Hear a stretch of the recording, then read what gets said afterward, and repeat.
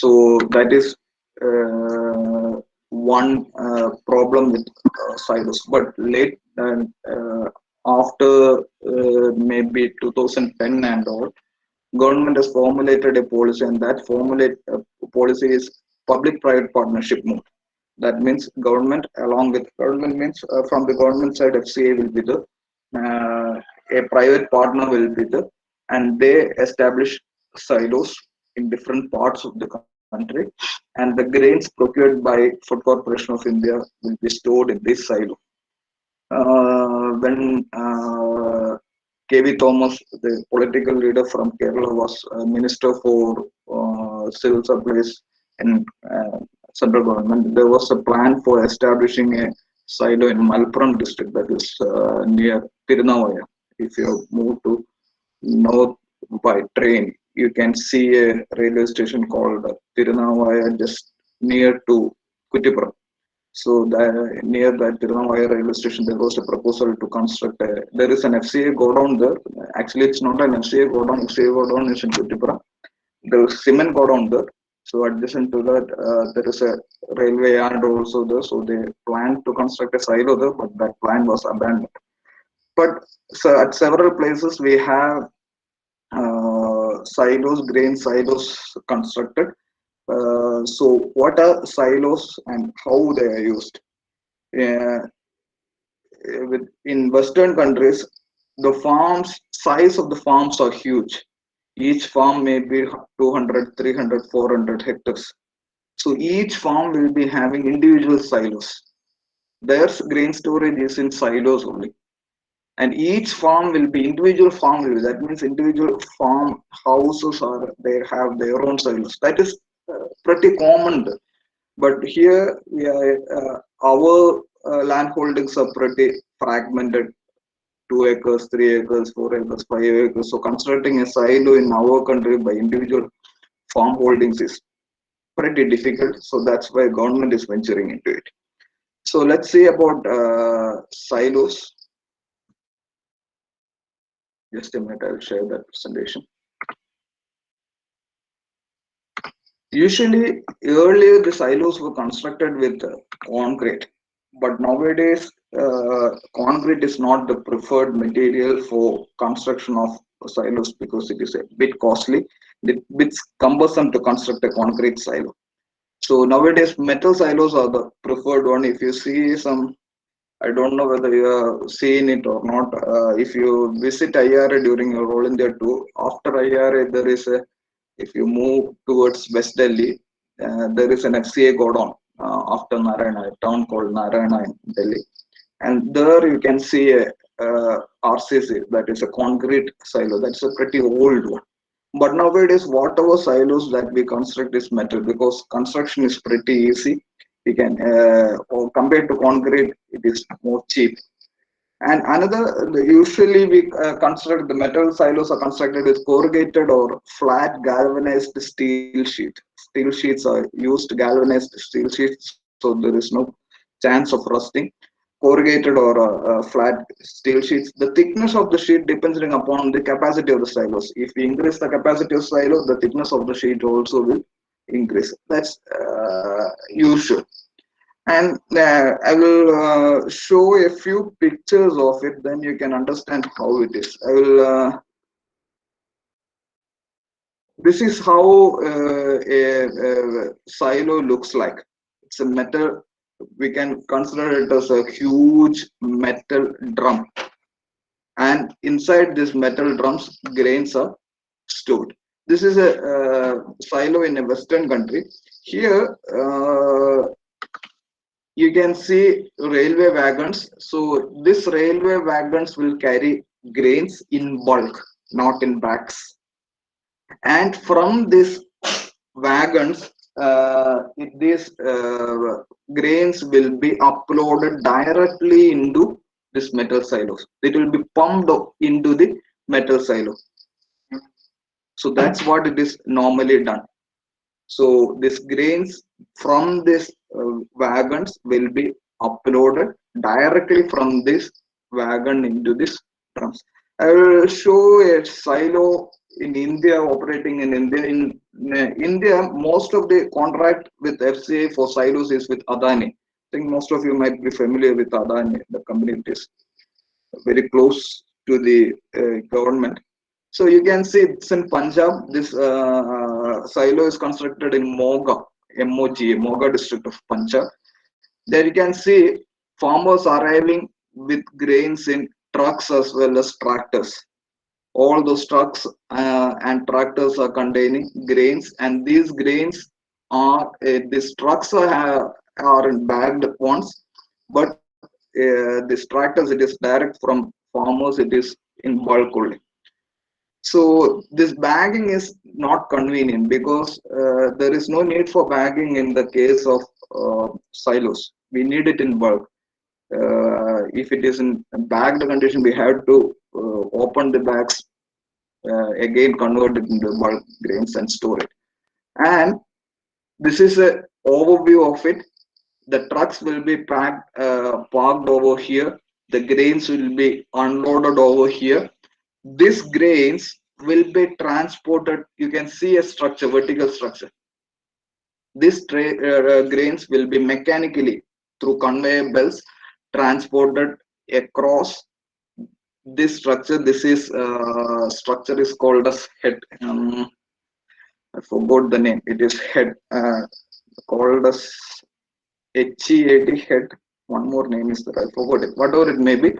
Here it is brought, and here what the grains will be done is it will be perfectly screened.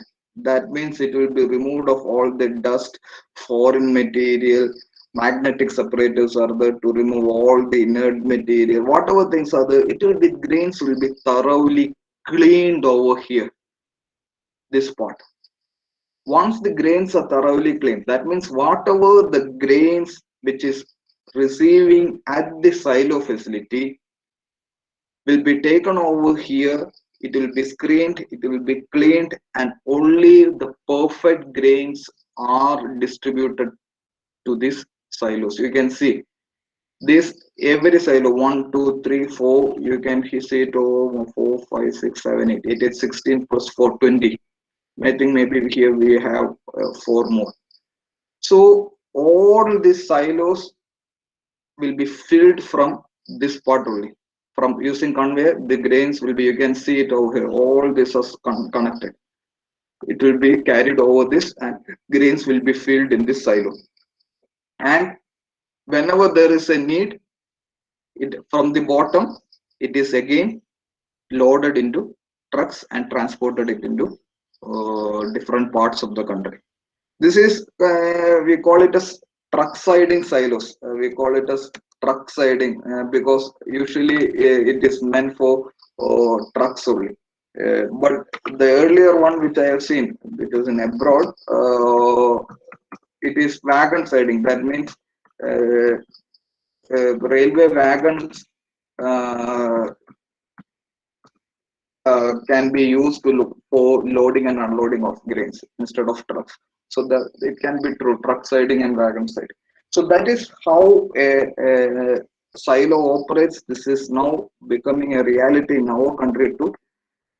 This is a picture I have taken it from the Adani side only. This is the same structure. You can see it over here. Uh, I will tell the name of this structure which cleans, distributes the grains to different silos. You can see from this, the grains will be transported to each and every silo by conveyor belts. Okay. So the grains in bulk are unloaded into conveyor belt and through mechanical operations are carried on to storage structures. The capacity can vary. That is one advantage of silo. We can start from a low capacity such as 500 tons to 30,000, 40,000 tons. That we can design according to our requirement. One of the earliest silos in India was constructed in Hapur in Uttar Pradesh. That capacity was hardly 500 tons. But nowadays nobody goes for 500 tons. It is 10,000, 20,000, 25,000 tons. So that's the usual capacity now. So we have in this silo facility, we have all the modern cleaning and drying operations. So that's what I told. The silo, whatever grains are received, it is perfectly screened, saved, removed all the broken grains, removed all the dust, foreign material, magnetic separators to remove inert material, everything will be removed, and only clean, dried grains will be stored. And inside the silo, there is a automated temperature monitoring system. That is pretty easy to understand. If you install a temperature sensor inside the silo, real time it will monitor the temperature inside the silo. See if the temperature sensor detects an increasing temperature. What does it indicate? If the temperature sensor gives a message that there is an increase in temperature, what does it indicate? So seeds are germinating, or it have more moisture. Germination can lead to increase in, but the thing what we normally do is whenever we are going for storage in silos, I told you in the unloading, after unloading itself, we will go for a drying operation also in order to reduce the moisture content. So there is no chance of germination inside silo. Yes, it is because of infestation, hotspot formation. Yes. If there is an insect infestation, there will be hotspot formation, there will be an increase in temperature. So increase in temperature is one indication of insect infestation. So real time we can monitor. There is no need for a person to check whether insect infestation is needed. Insect infestation is there. And if the system detects an insect infestation, automatically we can switch on a fumigation system. You can see, I will show the structure. This entire structure is airtight. This entire structure is airtight.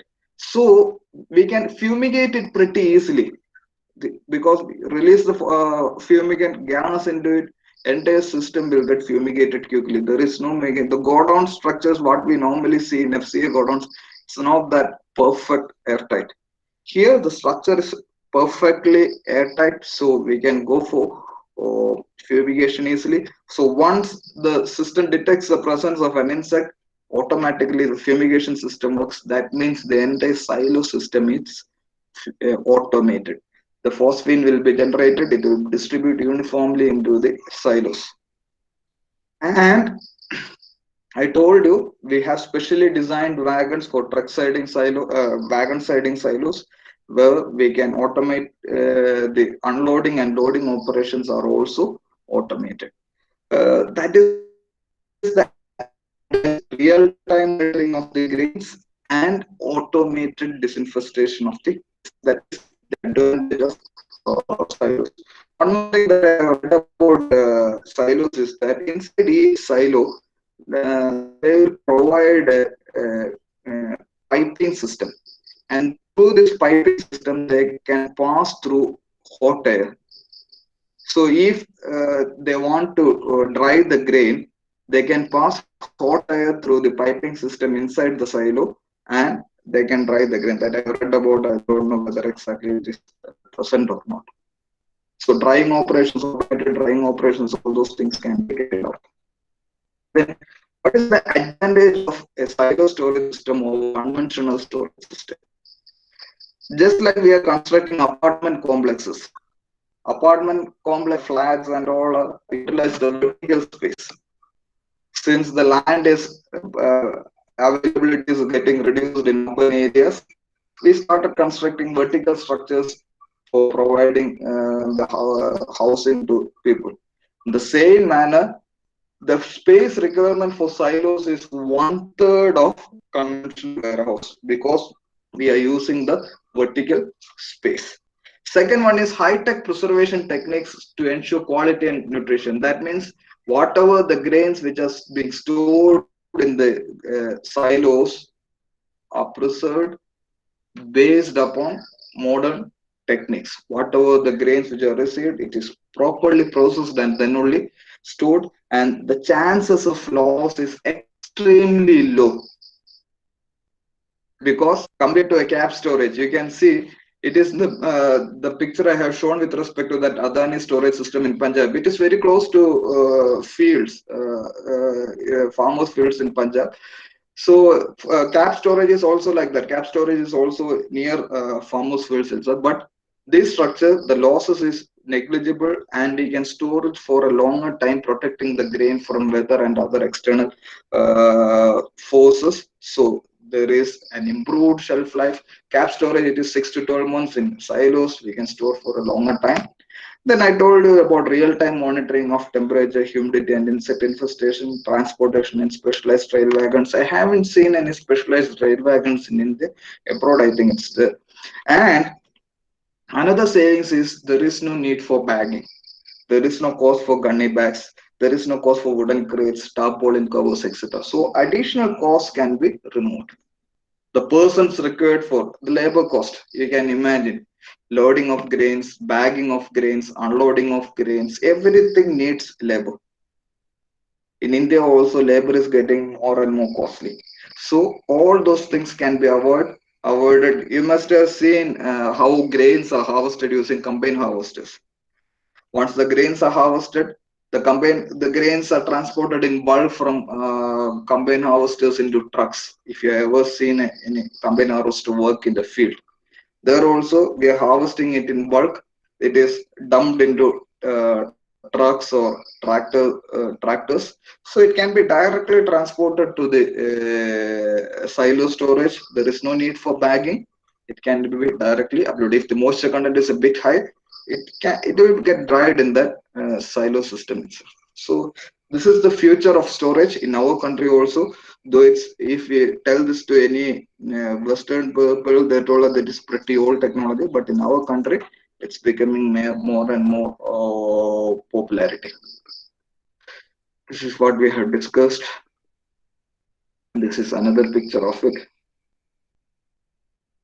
And coming to the next storage mega, this is here what I will be discussing is about conventional storage structure, not for large commercial storage, but for conventional storage, whatever the different kinds of storage systems which is available in different parts of the country, in different parts of the different states.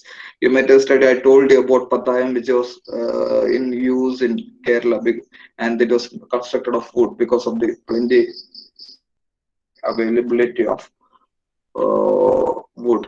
So different kinds of storage structures are available in different parts of the country, and the capacity also vary. We'll just scan through it. We'll just try to understand what all the things. No need to go in deep into it.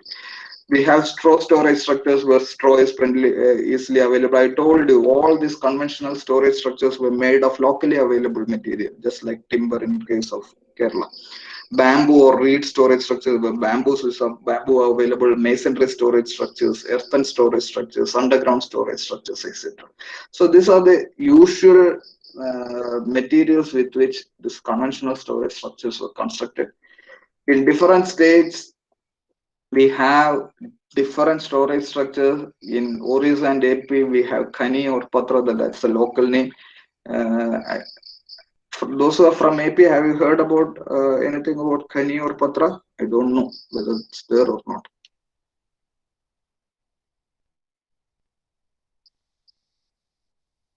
No? Okay. It is underground storage structure plastered with cow dung. In Rajasthan, it is made up of stones or sand and cement. It is called as khai. In Punjab and or Punjab, UP and Khoti, the grain storage systems in Punjab are called as Khotis. They usually call it as Khotis.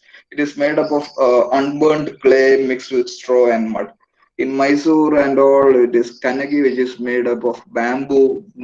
Punjab Khotas, again, it is masonry structure for storing grains. Then using bamboo, palm leaves, etc. In MP, they construct a structure called doli. In Punjab, again, cotton wound around wooden support, they call it as tekas, etc. So these are different ones, and there are small different kinds of structures developed in different parts. One is Udaipur bins, just similar to metal uh, tar bins. You might have seen the bins coming with tar for bitumen for tarring the roads. So that kind of bins, metal bins, are used for storing grains. So those are called as Udaipur bins. Metal drums are used. Stone bins. I told you in certain areas where stone slabs are available. Stone bins, it's called as Chittot bin also, are also used for storage. Bamboo bins. Bamboo bins will be usually lined with polythene to make it moisture proof. Baked clay bin, again another kind of locally made storage structure. So these are the most common conventional storage structures available in our country. And for improving the or making the storage structures more scientific, IRA has developed a storage structure called as PUSA bin. It was developed from Division of Entomology, IARA, New Delhi, by Dr. S. Pradhan. Entomologists, have you heard about Dr. S. Pradhan?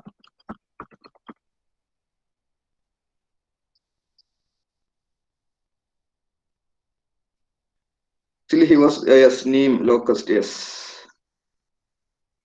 He was the head of Division of Entomology.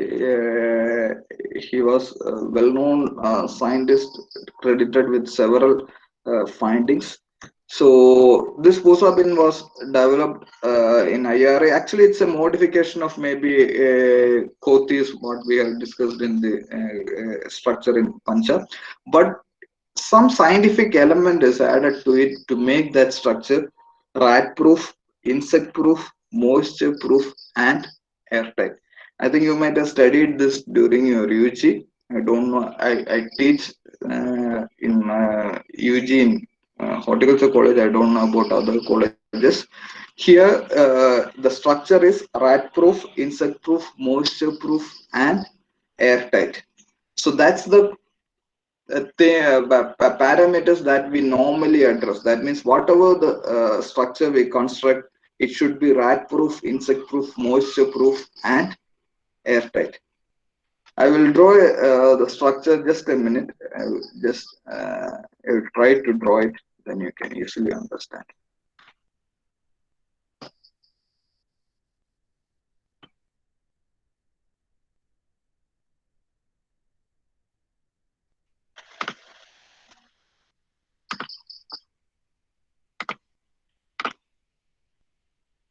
Okay, I will try to draw it.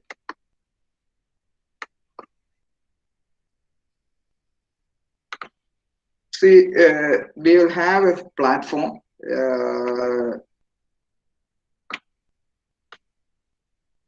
Like this, and this platform, the inner part of the platform will be constructed with unburned bricks. Yeah, have you seen burnt and unburned bricks? മലയാളത്തില് ചുട്ട കട്ടയും ചുടാത്ത കട്ടയും എന്ന് പറയും. From clay we make bricks. Usually during that brick making process, we burn the bricks. So the burning process makes that brick hardy, the clay hardy. While we can use this unburned bricks without burning, just dry it, sun dry it, and you can use that also. So here in this platform, this inner part here, it will be unburned bricks, all this area. This is construct.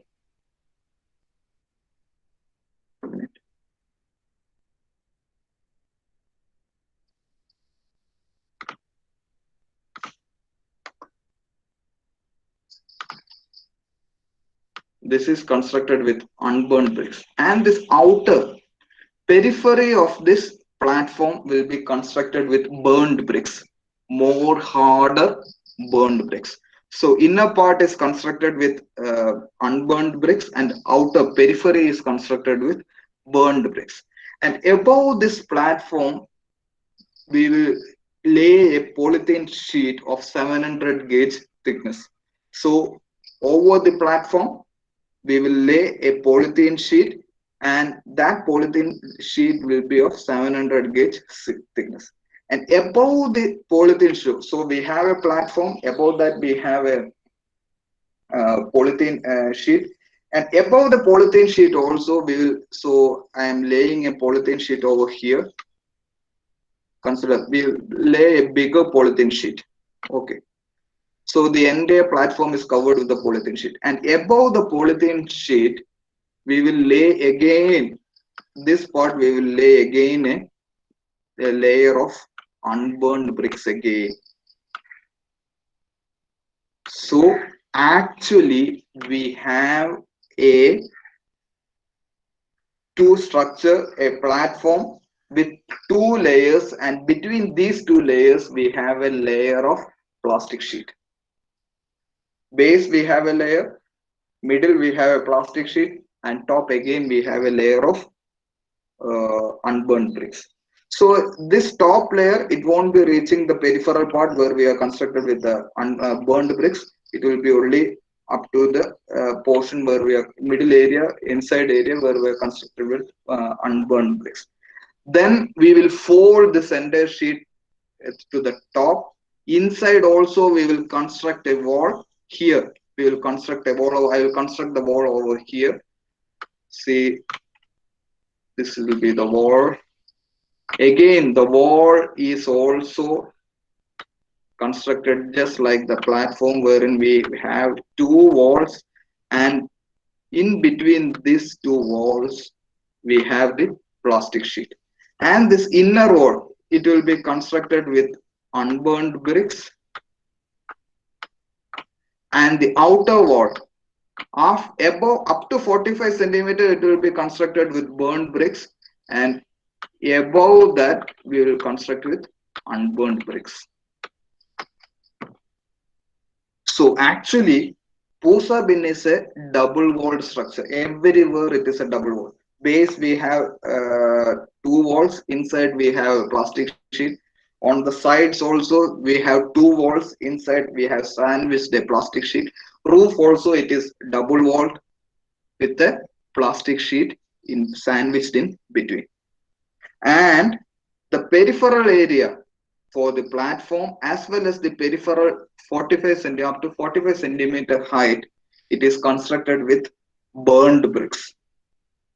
So I will ask a few questions. What is the purpose of providing a plastic sheet between the two walls? What does it provide, the plastic sheet? Why we are making the structure double walled and keeping a plastic sheet in between? Some moisture proof. Polythene. Yes, it makes the structure moisture proof. It is Ashish, it is moisture proof. It's not basically an insulation thing. It's making moisture proof.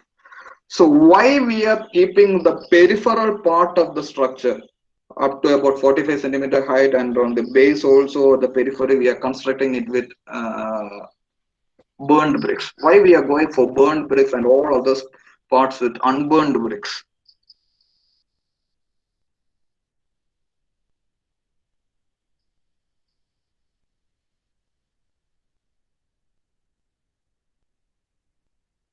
What can be the reason?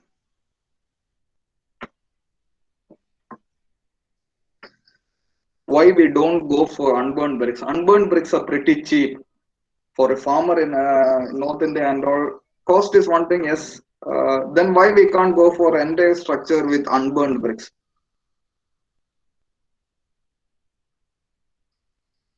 Cost is the reason why we are not going for the entire structure with burned bricks. Then why we strength? No.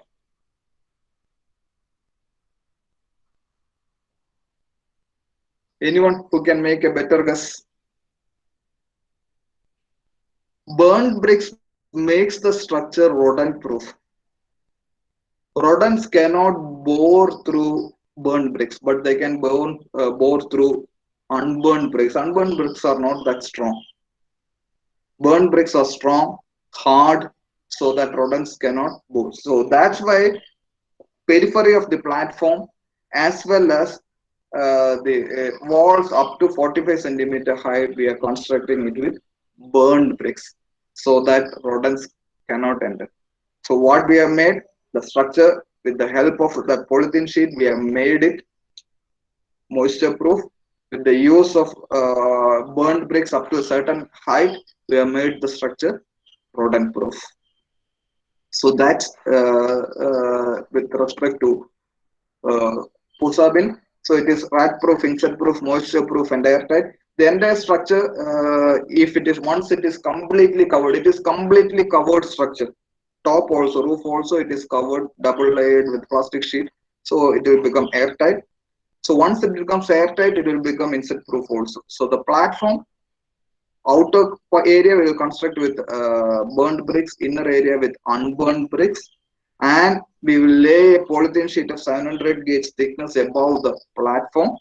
And above the polythene film, another platform is constructed with the unburned bricks that I have told you. So what we have is a double wall structure with a polythene filling sandwiched between the two walls. Inner wall completely constructed with unburned bricks. Outer wall, lower part up to 45 centimeter with burned bricks and rest with unburned bricks. So that is how the structure is constructed. The dimensions we can vary depending upon the capacity which we want. So the usual dimensions is 1.8 into 1.6 into 1.2. But the dimensions can vary depending upon our requirement. So this is how the structure is constructed. I will see, this is the platform. Above that we have laid the plastic sheet. Above the plastic sheet we have again laid the second platform. Then we started constructing the walls. This is the inner wall with unburned bricks. Then we will start constructing the outer wall. After you can see the plastic sheet, this plastic sheet will be raised and we will start constructing the outer wall. The base 45 centimeter we will have burned bricks, and here you can see a small opening provided. This opening is for uh, removal of grains, and top we have provided an opening for loading the grains. So this is the usual structure. Okay, and nowadays we have a prefabricated structure. Now, have you seen a kind of bundles which is easily erected, a prefabricated kind of bundles, ready-made kind of bundles? The usually, if you have seen bike dealers or car dealers, etc., they will erect a bundle in roadsides pretty easily. There will be four legs, and on the top they will have a white plastic sheet. In exhibition areas and all, we have which bundles which can be erected pretty easily. We'll be having hardly four legs. A roof will have a structure, and we have a plastic sheet which can easily be erected. Have you seen it? I forgot the name of it. So no, you will not. You should observe all those things. Everywhere it's there. While moving through the roads, you observe wherever you see some vehicle displays are there. It is usually the bundles is usually constructed with those kind of materials. Yes, Ashish has seen it. Okay. So similar to that, we have prefabricated relocatable warehouses. This is usually seen. You can see here, if you carefully see, it is written it as UN, United Nations. These kind of structures, relocatable warehouses, are constructed in relief areas. There is one floods, earthquake, etc. If we want to store food grains and all, we don't, after a flood or earthquake, we don't have permanent structures. So in those areas, we can go for prefabricated structures, relocatable structures. That means after their use, we can remove all the things and fabricate it in another location. So that's the advantage of it. It's a temporary kind of structure, but it will help in the short run. So it's a tubular steel frame covered PVC coated polyester fabric and it is tensioned out frame. We have a frame over which we cover that with the polyester PVC coated polyester fabric. The capacity can vary from 50 to 3000 tons. So this requires minimal foundation and other requirements. It can be effectively anchored to the ground. So that is one kind of advancement of storage, prefabricated, relocatable warehouses. And the next one is cocoons. These cocoons are becoming more and more popular now, especially for export purposes. This cocoon is nothing but very thick. I had an opportunity to see these cocoons in one exhibition that was meant for export of food commodities. So there were certain firms which exhibited their cocoon storage structure. So if you are an exporter, if you want to export, say, you don't have huge consignment, that means booking a full container and all. If you have, say, hardly 200 kg or 300 kg or 500 kg, then you can pack that in cocoons. This cocoons just like very thick plastic sheet, and this sheet will be sealed all over. Only we have an opening. It will be that opening will be with zippers. Open the zipper, pack all the material inside it, whatever be the capacity. It starts from 50 kg to say tons. Pack all those material in those cocoons, seal it again.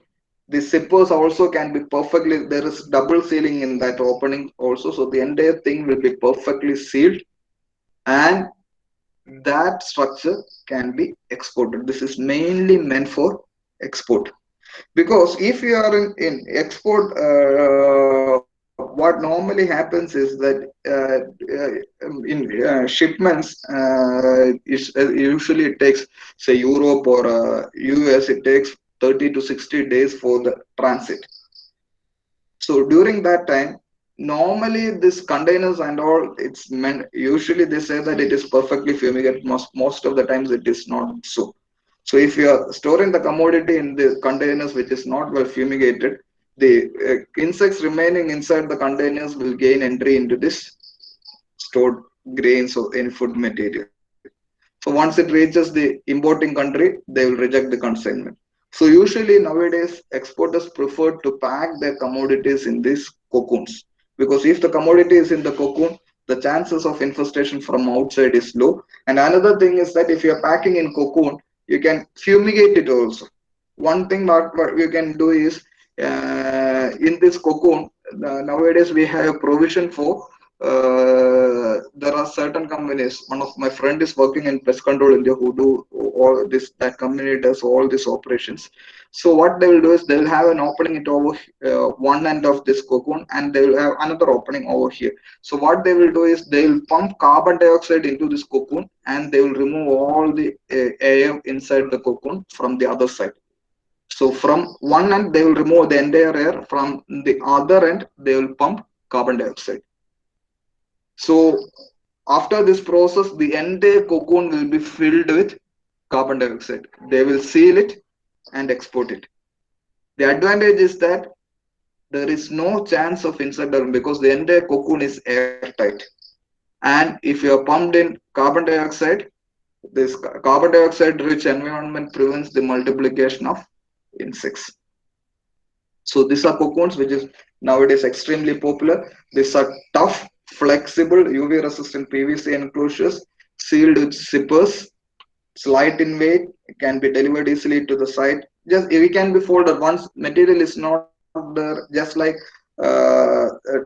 tarpaulin sheets or silpaulin sheet, we can fold it and transport it across.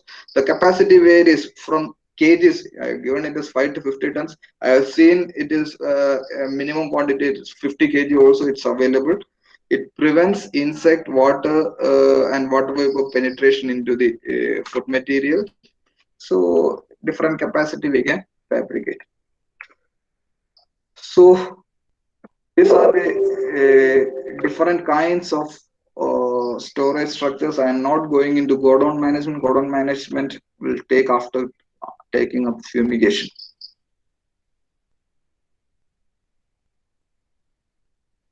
Anything? Any further clarifications? Any doubts?